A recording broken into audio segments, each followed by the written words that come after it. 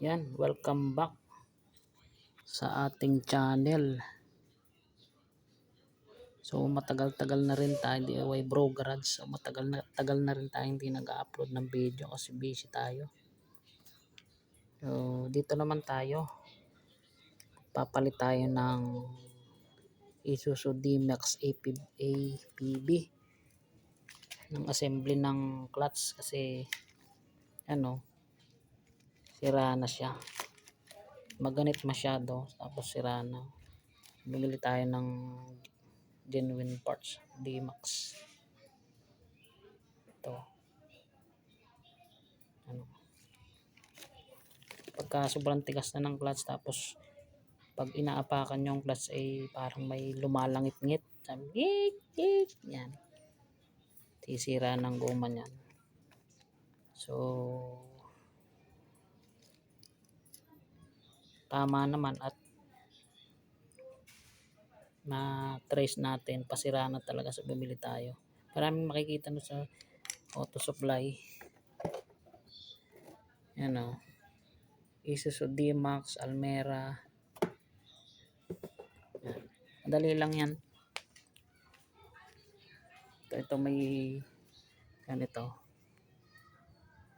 Yan yung butas na yan. Ito yung butas na yan. Papasok nyo lang yan dyan.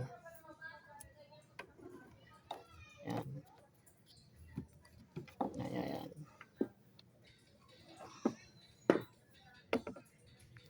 Yan, papasok nyo dyan. Pagtatanggal ganun din. May tornilyo yan sa loob, mga bro. Yan. Pasok nito kasi yung bago. Pasok natin. Yun. Ayun siya. Ayun. Pasok na ganun.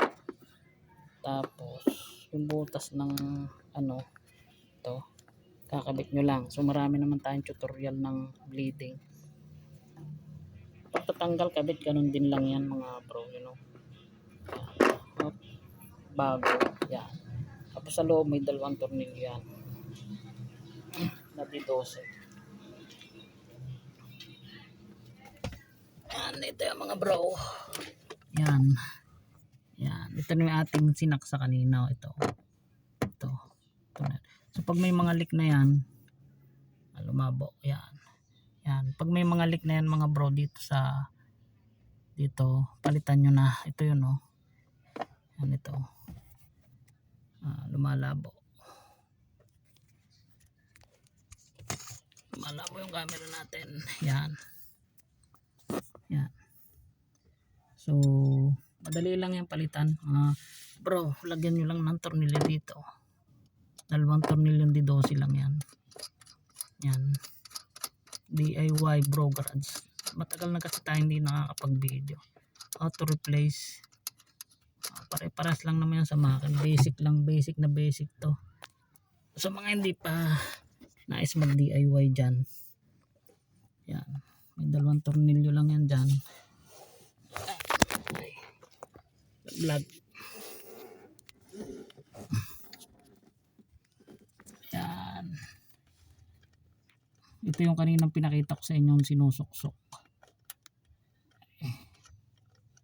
Lang, dumilim.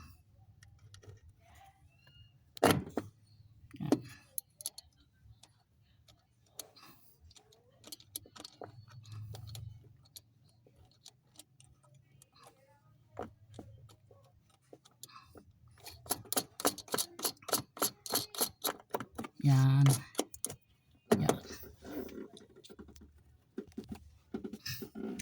Yun lang yan mga guys. Ayan o. Ipitan nyo lang to.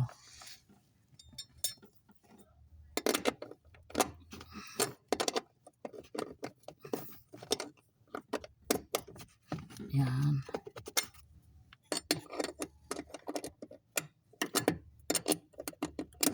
Dalawang tornilyo lang yan mga bro.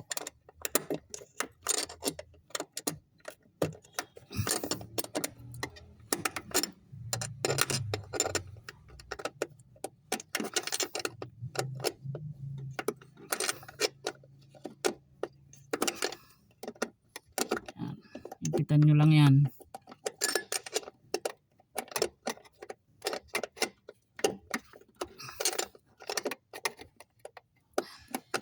malabo ang camera natin.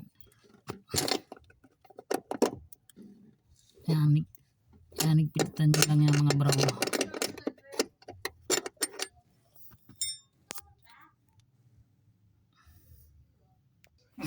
Yan. Tapos yung pedal niya to. Yan. Unang tinatanggal to. Yan. Para matanggal yung yan. Unang tinatanggal to mga guys, yung pedal. So, may 4 na tornilyo lang yan. Ito, 1, 2, 3, tapos 4.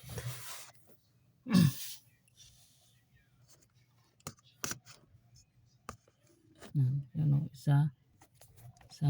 2, 3, 4. Yan ang unang yung tatanggalin, itong pedal, kasi hindi nyo matatanggal to, saka yun hirapan kayo magtanggal. So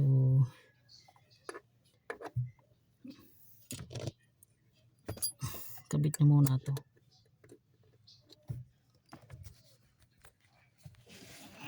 Yan, tunlock ng push rod. Yan. Tapos itong ano ng push rod.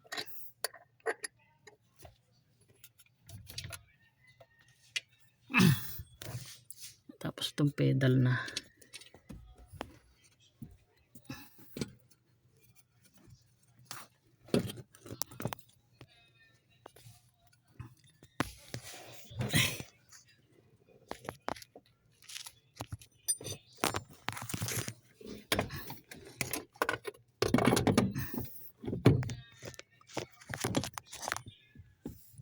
Yan, 4 na tornilyo. Sasalpak nyo lang din pag ganyan.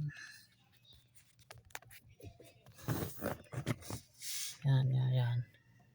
O yun. Tapos yung push rod nya, kakabit nyo na doon. Yun na yun mga bro. Yan o. Pagbiblid naman, marami naman tayong tutorial na nagbiblid. So bukas abangan nyo yung pagbablog ko sa Avanza naman.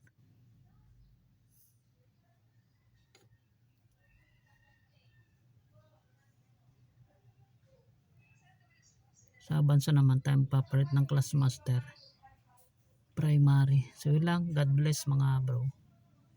Marami naman tayong tutorial ng bleeding nito. God bless.